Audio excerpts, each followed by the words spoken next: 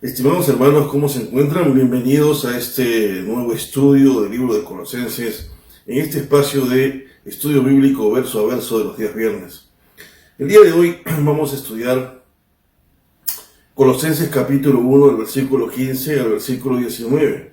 El título del tema de hoy se llama La preeminencia de Cristo. Como todos sabrán, aquellos que no han visto los videos anteriores, pues trataré de hacer un pequeño resumen del propósito de la carta. El apóstol Pablo escribe la carta con un propósito, ¿verdad?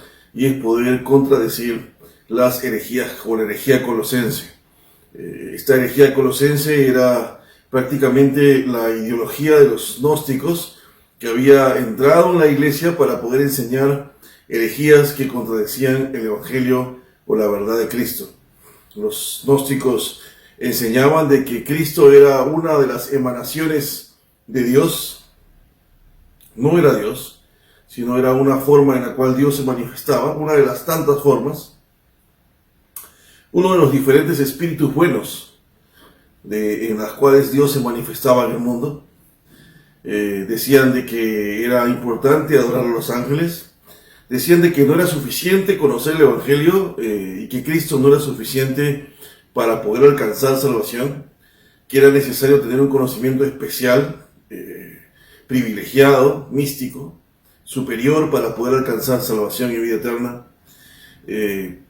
Se planteaba el dualismo filosófico, que decía de que lo espiritual era bueno y lo material era malo. Esa es la razón por la cual los gnósticos pensaban de que Dios no pudo haberse reencarnado en un humano a través de Cristo, porque Dios no puede reencarnarse en algo malo, ¿no? Esa es la razón por la cual, si realmente tú dices que Cristo vino en carne, entonces Cristo no puede ser Dios, porque Cristo no pudo haberse, o mejor dicho, Dios no se reencarna en cosas materiales. Por lo tanto, si Cristo realmente tú estás 100% seguro que era 100% hombre, materia, entonces necesariamente pues no era Dios, ¿no? Otro de los puntos que planteaban los gnósticos es que Dios no pudo haber creado el universo, ni la tierra, ni la creación, ni nada que hay en este planeta, ni en el universo entero, porque Dios no puede crear lo malo, ¿no? Y la materia es mala. No solamente se planteaban estas ideas gnósticas, sino que ya de por sí estaban involucradas las ideas judaizantes, ¿no?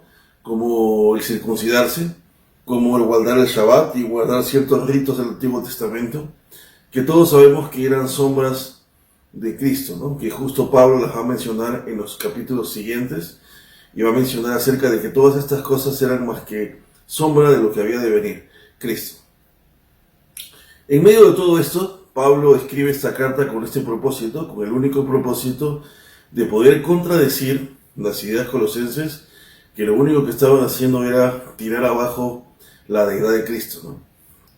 Esa es la razón por la cual en este tema el día de hoy vamos a poder ver la preeminencia de Cristo y el por qué existía esta razón de que Pablo escribiera sobre la preeminencia de Cristo y exaltar a la persona de Cristo, pues es por lo que les acabo de mencionar hace un momento.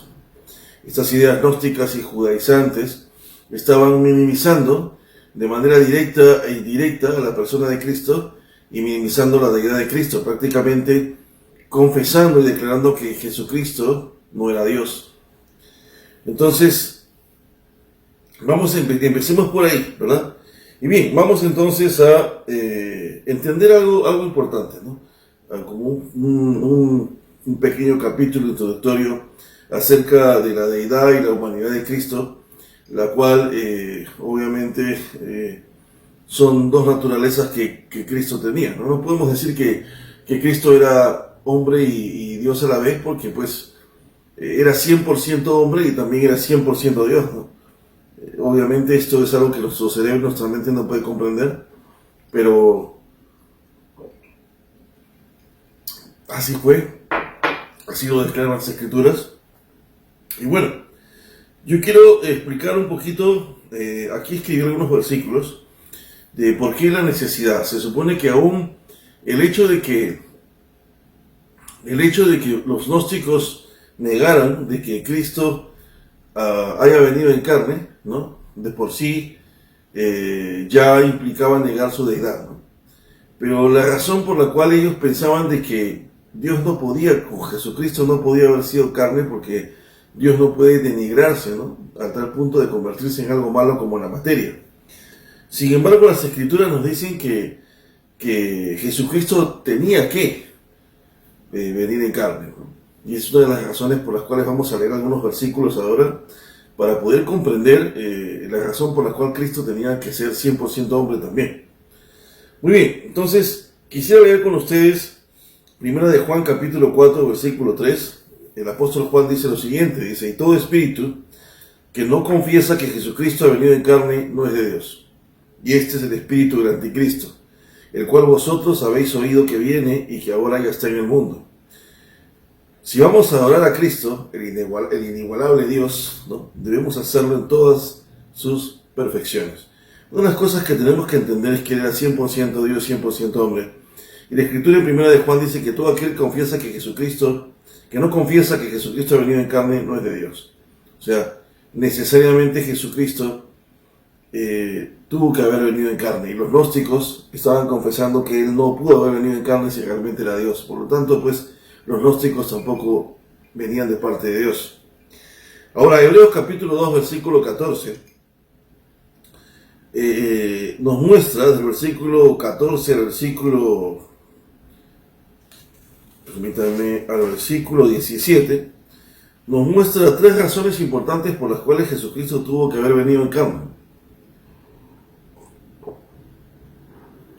El texto dice en Hebreos capítulo 2, del 14 al 17, dice: así que por cuanto los hijos participaron de carne, o sea, todos nosotros, carne y sangre, Él también participó de lo mismo, para destruir por medio de la muerte al que tenía el imperio de la muerte, esto es, al diablo. O sea que una de las razones por las cuales Él tuvo que haber venido en carne es para destruir a Satanás. ¿Por qué? Porque Él también participó de lo mismo. Ahí la palabra griega es paraplesios. Esa palabra significa en griego que cogió una forma diferente a la que Él era. O sea que Él era Dios, pero Él adoptó la forma humana, ¿no?, haciéndose similar a nosotros, de sangre y carne, ¿no? ¿Para qué? Para destruir por medio de la muerte al que tenía el imperio de la muerte. ¿Quién? Satanás. O sea que ¿cómo lo destruyó? Resucitando, ¿no?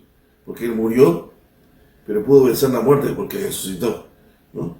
Ahora, la segunda razón por la cual Jesús tuvo que haber venido en carne, según el texto del versículo 15, es que dice: y librar a todos los que por el temor a la muerte estaban durante toda la vida sujetos a servidumbre. ¿Cuál es la segunda razón por la cual tuvo que haber venido en carne? Para librarnos la servidumbre. Aquí una de las cosas interesantes es que Satanás no tenía el poder. No es que Satanás era el dueño de la muerte, ¿no? En realidad Satanás estaba sujeto, y está sujeto a Dios, ¿no? Como decía Lutero, aún el diablo es el diablo de Dios, ¿no? O sea, aún el diablo está sujeto a la autoridad de Dios. En Hebreos capítulo 10, verso 4, dice: la sangre de los toros y de machos cabríos no pueden quitar los pecados, ¿no?, porque no somos toros ni machos cabríos. Es obvio, o sea que la única forma en la cual si hubiesen podido quitar los pecados de los hombres es que la sangre derramada sea humana, ¿no? Así que Jesucristo tuvo que ser 100% hombre para que también su sangre sea derramada, ¿no? Y dice que tenía que ser una muerte cruel, ¿no?, una muerte dolorosa. Y una de las cosas importantes es que por eso Hebreos 10:4 dice: la sangre de los toros y de los machos cabríos no pueden quitar los pecados, porque nosotros no somos toros ni machos cabríos, ¿no? Somos seres humanos. Esa es la razón por la cual Cristo tenía que ser hombre, ¿no? Hebreos capítulo 2, versículo 9 dice: pero vemos a aquel que fue hecho un poco menor que los ángeles, ¿no?, a Jesús, coronado de gloria y de honra a causa del padecimiento de la muerte, para que por la gracia de Dios gustase la muerte a todos, ¿no?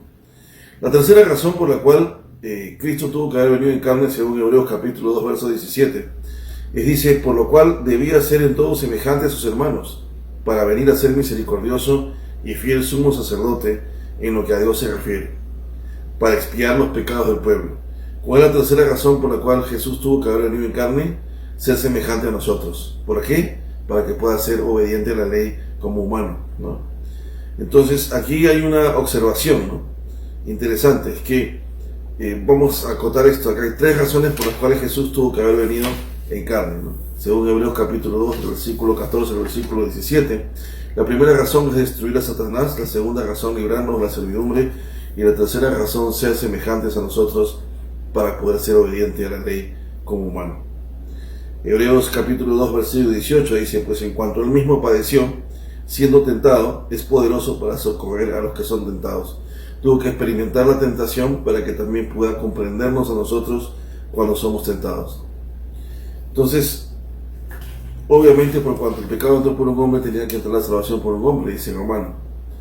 Y hay que entender eso. Quería yo aclarar eso antes de empezar con el capítulo de hoy, porque quería que quede claro una de las razones por las cuales Jesús tenía que ser hombre, y que obviamente los gnósticos estaban negando que Dios pudo haberse reencarnado a través de Jesús, ¿no? Lo cual pues contradice el Evangelio mismo, ¿no? Así que vamos a, teniendo esta idea y este preámbulo, vamos a entrar al pasaje de hoy.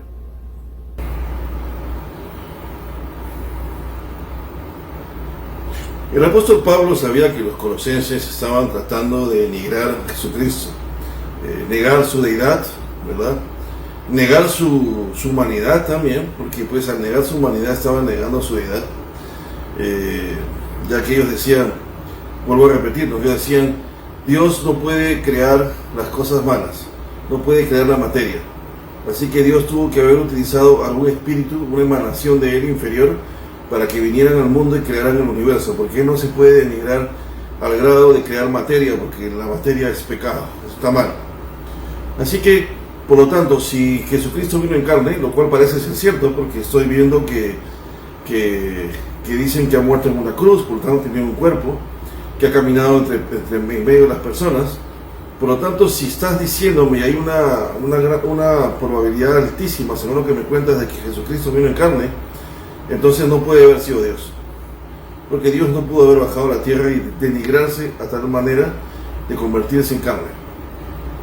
Por lo tanto, eso indirectamente estaba negando la deidad de Cristo, ¿no? Y al negar la deidad de Cristo, pues estabas negando todo lo que él era, y obviamente estabas declarando y confesando pues doctrinas herejes, o sea, herejías, que estaban contradiciendo todo el Evangelio, ¿no?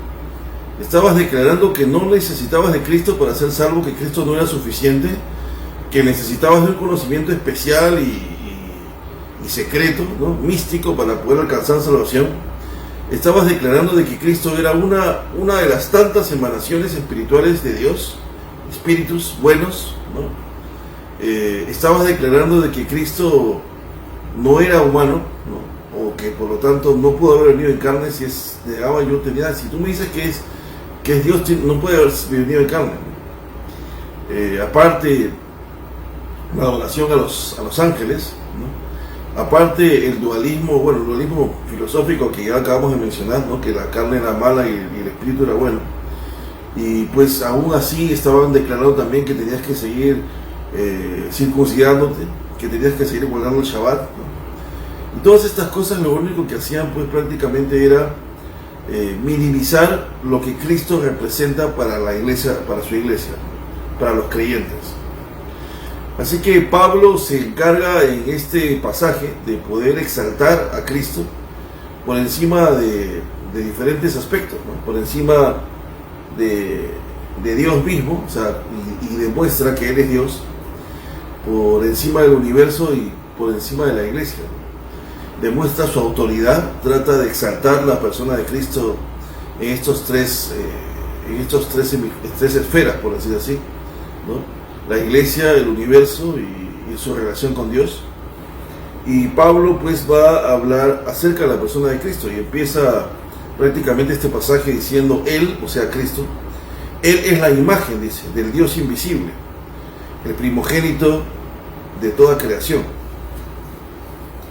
Y vemos cómo en este versículo, en el primer versículo de este pasaje, el versículo 15, el apóstol Pablo pone a Cristo en función o en relación con Dios, ¿no?, con Dios Padre, y dice que Cristo es la imagen ¿de quién? Del Dios invisible, ¿no? O sea, ¿quién es el Dios invisible? Es el Dios Padre, el Dios Todopoderoso, al que nadie lo puede ver, ¿no? Porque es santo. Y ahí cuando Pablo utiliza esta expresión, dice, Él es la imagen, usa la palabra griega eikon, ¿no? Esta palabra no solamente implica que es su imagen, sino que también es la manifestación perfecta del Dios Padre. Está diciendo, Jesucristo no solo es la imagen de Él, es la manifestación de Dios, tal cual. Y dice, del Dios invisible, dice, ¿no? Él es la imagen, o sea, Él es la imagen, el eikon del Padre, es su imagen y su manifestación 100%. Además, Cristo es el primogénito de toda creación. Algunas sectas, como los Testigos de Jehová y algunos otros exégetas que quizás no son creyentes, tratan de decir de que este pasaje declara de que Cristo es creación, ¿no? Que ha sido creado como los ángeles, porque dice que es el primogénito, o sea, el primero de toda la creación, o sea, que antes de que Dios creara todo el universo, primero creó a Cristo, ¿no? Obviamente ahí están equivocados, primero por tener una mala hermenéutica, ¿no? Recordemos que cuando hacemos hermenéutica de un pasaje, la interpretación de nuestro pasaje debe estar acorde al objetivo y al propósito de la carta, al contexto inmediato, ¿no? Nosotros sabemos que la carta, primero, está escrita para poder contrarrestar las ideas y las herejías colosenses. Y de hecho, pues, una de las herejías colosenses es decir que Cristo no era Dios. Por lo tanto, que Pablo dijera de que Cristo ha sido un ser creado, estaría declarando que Cristo no es Dios. Por lo tanto, en vez de contrarrestar las ideas colosenses, las estaría fortaleciendo. Por lo tanto, obviamente, pues, es una idea absurda, ¿no? Si tomamos en cuenta el contexto de la carta o el contexto por el cual Pablo escribe esta carta. Ahora, otra de las cosas interesantes es que en griego, si él hubiese querido decir que Cristo era el primogénito o el primer ser creado, en vez de usar la palabra prototokos, que es la palabra griega para primogénito, hubiese usado la palabra protoctistos, ¿no? La palabra protoctistos significa creado primero, ¿no? De esa manera quizás Pablo se hubiese ahorrado, ¿no?, toda esta ambigüedad, ¿no? Porque recuerden que Pablo era un experto en griego, ¿no? Pablo había crecido desde pequeño conociendo el griego, era un hombre que dominaba el arameo, el griego, el hebreo, ¿no?, el latín. Por lo tanto, y Pablo conocía a la perfección la Torá y las Escrituras, las sabía de memoria, ¿no? Según el historiador John Pollock, el apóstol Pablo tenía una memoria fotográfica, ¿no? Recuerden que para poder postular al Sanedrín, no solo tenías que estar casado, sino que también tenías que haber memorizado la Torá. Así que Pablo era un erudito, un estudioso de la Torá a profundidad. Así que Pablo sabía que si hubiese querido decir que Jesucristo fue el primer ser creado, hubiese usado la palabra griega protoctistos, ¿no? Pero él no usa la palabra protoctistos, sino usa la palabra prototokos. Y la palabra prototokos en griego significa el primero en autoridad, ¿no? O sea, está diciendo prácticamente, cuando dice ahí que Él es el primogénito de toda la creación, significa que Él es el que está por encima de toda la creación. Su autoridad está por encima de todos. Él es el primero, el más importante, el supremo. ¿Me entienden? El que está por encima, Él tiene la autoridad. Todos tienen que rendirle pleitesía porque Él está encima. Tiene mayor autoridad, mayor valor. A eso se refiere la palabra prototokos. Entonces Pablo empieza a exaltar a la persona de Cristo, primero en relación con Dios. ¿Qué es lo que dice? Él es la imagen, Él es eikon. Él no solo es su imagen, sino que es la manifestación de Dios Padre, ¿no? Y no solamente eso, sino que Él es prototokos, quiere decir que Él es el primero en autoridad e importancia. Por encima de toda la creación, el primero es Él, el más importante, el supremo. Así que podemos ver que el apóstol Pablo y el apóstol Juan y el autor de Hebreos van a corroborar estas ideas. Hebreos capítulo 1, versículo 3, el autor de Hebreos dice da la misma idea de Pablo, ¿no? Y dice, el cual, o sea Jesús, siendo el resplandor de su gloria, ¿no?, y la misma imagen de su sustancia, o sea, del Padre, y quien sustenta todas las cosas con la palabra de su poder, habiendo efectuado la purificación de nuestros pecados por medio de mí mismo, se sentó a la diestra de la majestad en las alturas. El autor de Hebreos prácticamente recalca las mismas características que el apóstol Pablo está escribiendo en los primeros versículos. El versículo 15 está diciendo: Jesús es el resplandor y la imagen misma de su sustancia. O sea que la esencia de Dios es reflejada por Cristo. La personalidad de Dios es reflejada por Cristo. Cristo es el reflejo exacto del Dios Padre. Esa es la razón por la cual en Filipenses capítulo 2, versículo 6, el apóstol Pablo dice: el cual, o sea, Cristo, siendo en forma de Dios, no se estimó el ser igual a Dios como cosa a que aferrarse. O sea, Él se despojó de su naturaleza divina para tomar forma humana y poder tomar tu lugar y mi lugar en la cruz. Juan capítulo 14, versículo 9 dice: Jesús le dijo: tanto tiempo hace que estoy con vosotros y no me has conocido, dice Jesús. Felipe, el que me ha visto a mí, ha visto al Padre. Pues como tú dices, muéstrame al Padre. O sea, Jesús está diciendo: si quieres conocer al Padre, basta con que me conozcas a mí, porque yo soy Él y Él es yo. Juan capítulo 1, versículo 14 dice: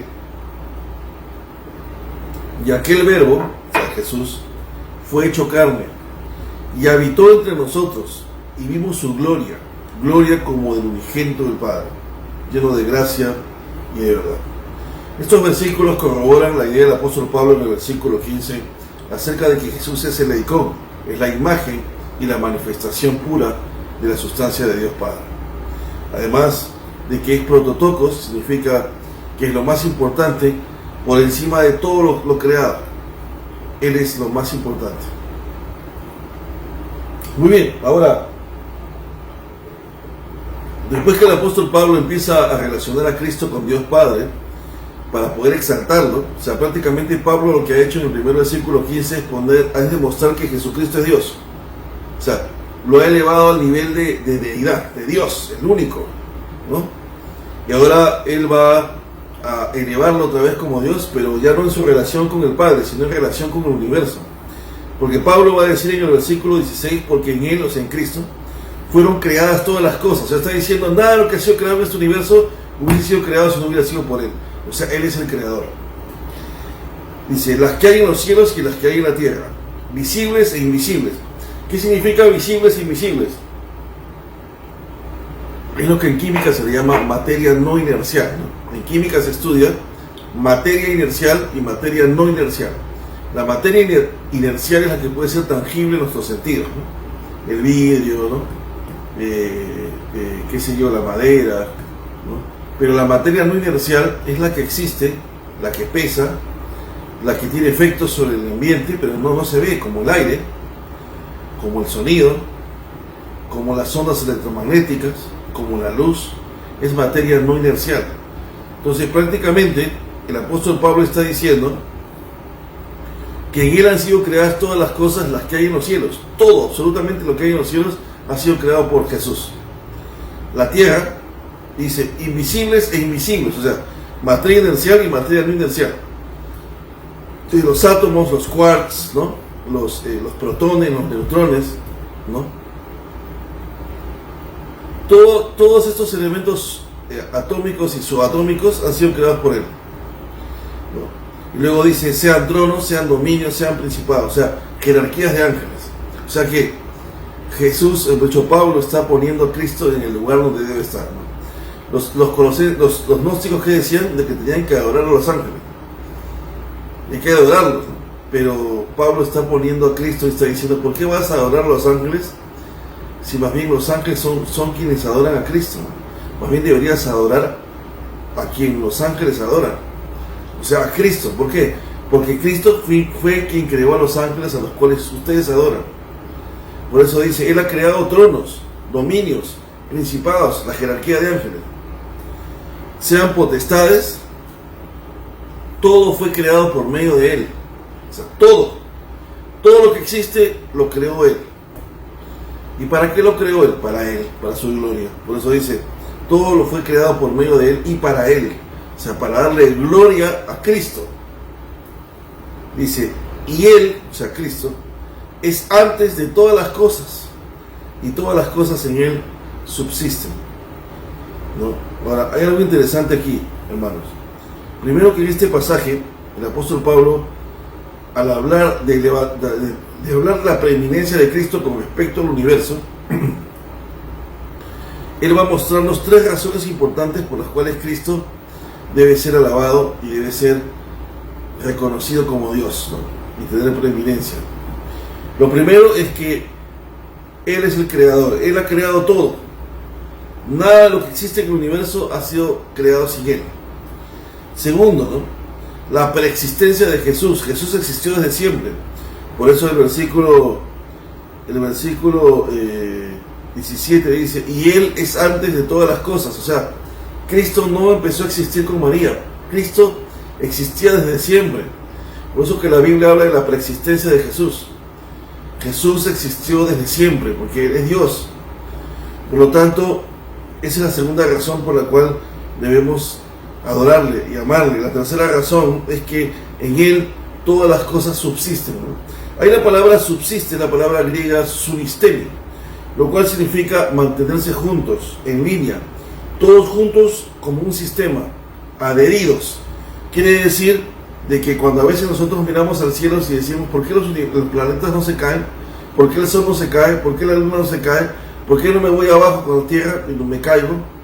Porque todo es adherido, todo es unido y todo es sujeto por Cristo. Podemos ver que uno de los científicos llamado el Dr. Lee Chesnut, en su libro The Atom Speaks, o el átomo habla, dice lo siguiente: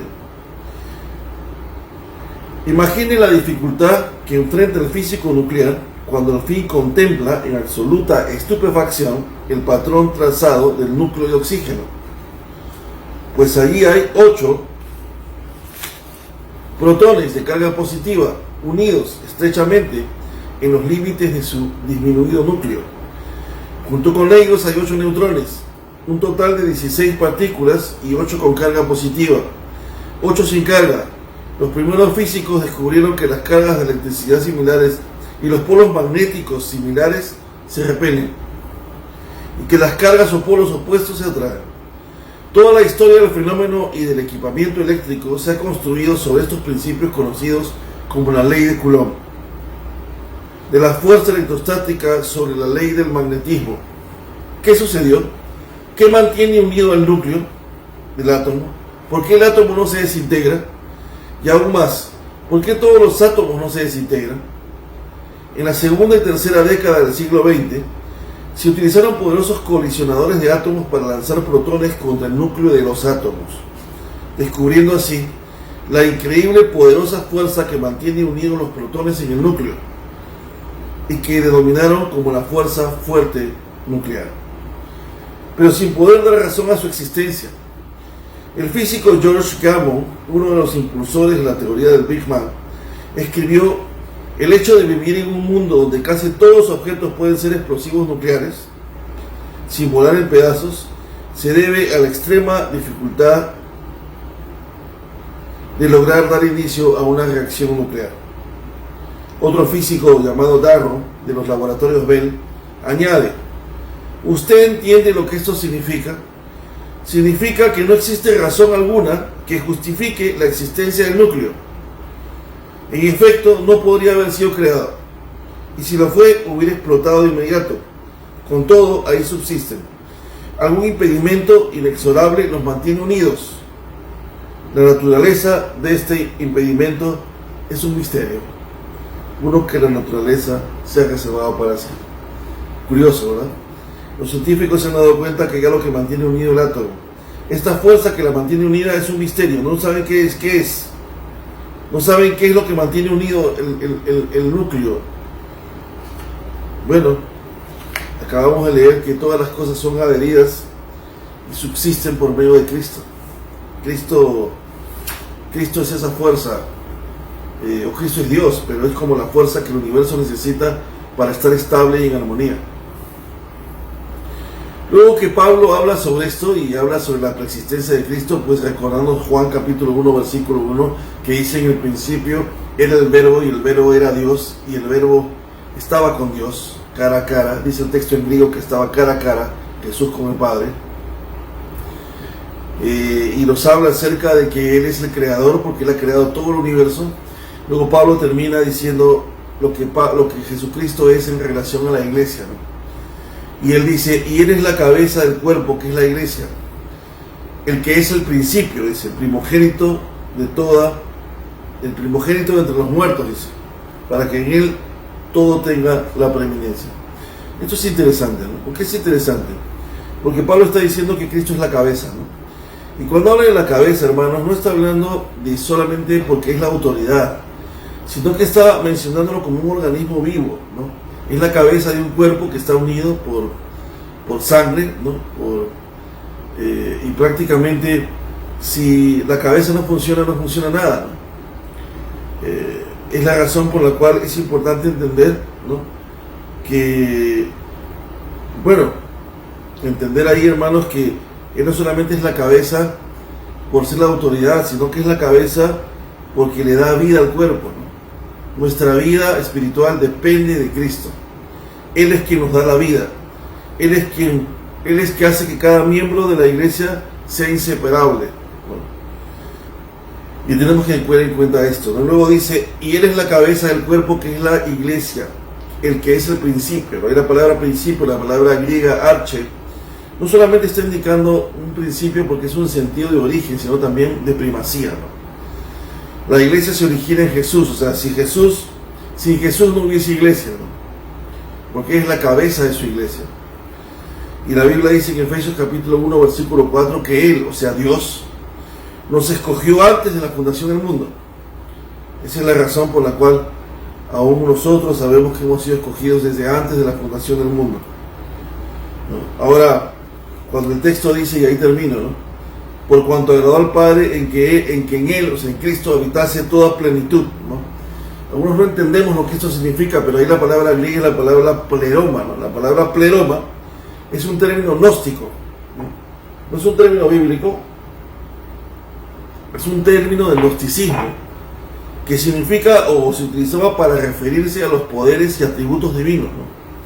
Que según ellos se dividían en diferentes emanaciones. Una de ellas, Cristo. O sea, ¿qué es lo que decían los gnósticos? Que el pleroma, ¿no? Que era lo que tú utilizabas para referirte a los poderes y atributos divinos que andaban en el ambiente, ¿no? Esas emanaciones de Dios que se dividían en otras más chicas, como espíritus buenos, ¿no? Y obviamente se fraccionaban para poder enseñarles cosas buenas a los hijos de Dios. Pero en este caso, Pablo arremete contra eso y dice, no, nosotros debemos recordar que la iglesia se origina en Jesús y es a Él a quien servimos. Así que Pablo en este pasaje del versículo 15 al versículo 19 no solamente va a hacernos recordar la razón por la cual Jesús tenía que ser hombre, sino la razón por la cual Pablo va a exaltar y va a darle preeminencia a Pablo con respecto al universo, con respecto a Dios y con respecto a la iglesia.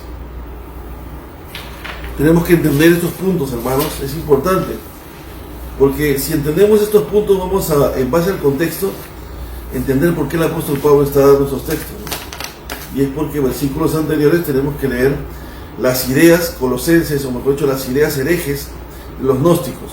Y esa es la razón por la cual Pablo, de manera puntual, también contrarresta estas ideas gnósticas con doctrina, ¿no? Y con orden. Por cuanto agradó al Padre que en Él, dice, habitase toda plenitud, ¿no? O sea, ¿por qué Pablo menciona esto? ¿Por qué Pablo menciona, por cuanto agradó al Padre que en Cristo habitase toda plenitud? ¿Por qué menciona esto Pablo, ¿no? Como les decía, estamos hablando de un término gnóstico, pleroma, lo mencioné hace unos minutos, ¿no? ¿Y por qué es importante? Porque los gnósticos pensaban de que los atributos divinos o los poderes espirituales de Dios se dividían en partes, ¿no? Y que Dios se las distribuía a diferentes espíritus buenos del universo, ¿no? y que cada uno de esos espíritus llevaba una parte del poder de Dios en ellos.